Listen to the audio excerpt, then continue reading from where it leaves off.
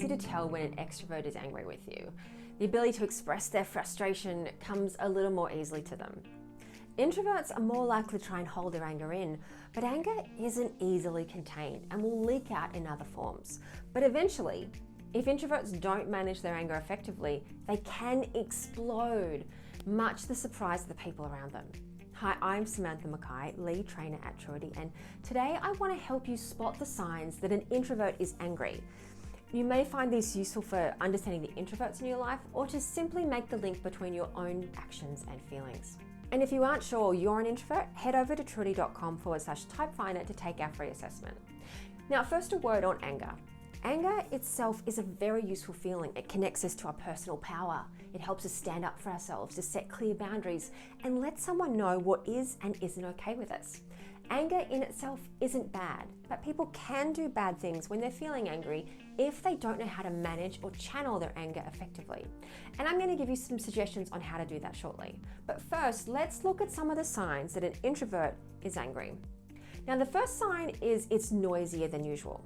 While they may have withdrawn verbally or even physically, an introvert may express their anger through sound, taking their anger out on inanimate objects. So if you hear a series of knocks, bangs, and thumps, it might be an introvert taking out their feelings on nearby objects: doors, drawers, pots, pans, dishes, furniture, anything that might be nearby. And it doesn't have to be bangs, crashes, and thuds. It might simply be items being opened, closed, or put down a little louder than normal. The sound level may give away the intensity of the introvert's anger. The second sign is hating on their technology. People who won't express their anger directly will often target their deep annoyance elsewhere. And a common target is technology.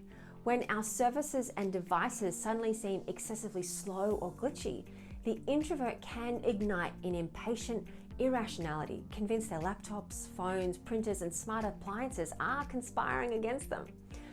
So when the scale of the response is out of proportion to the level of service interruption, that's a clue that the feelings are not really about the technology.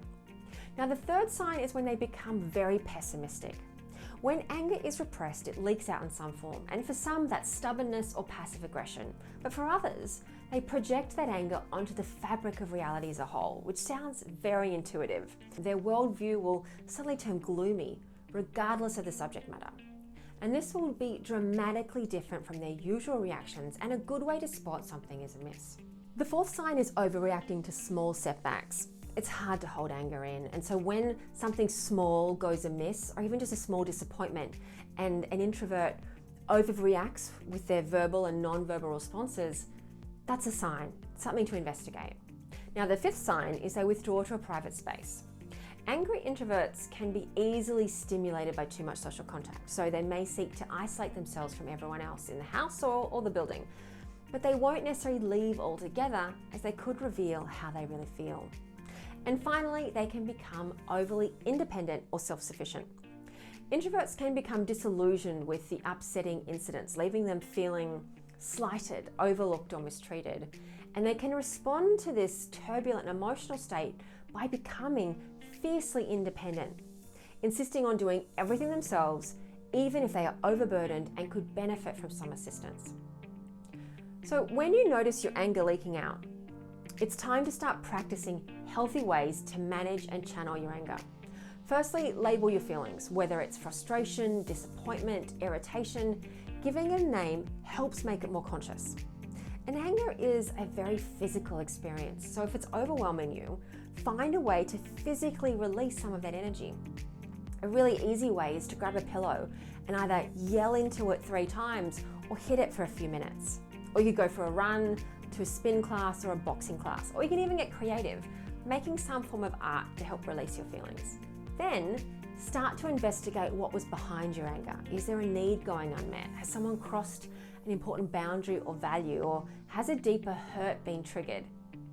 With greater awareness of what is going on underneath your anger, you will feel calmer, more in control, and able to make healthier decisions about the next steps.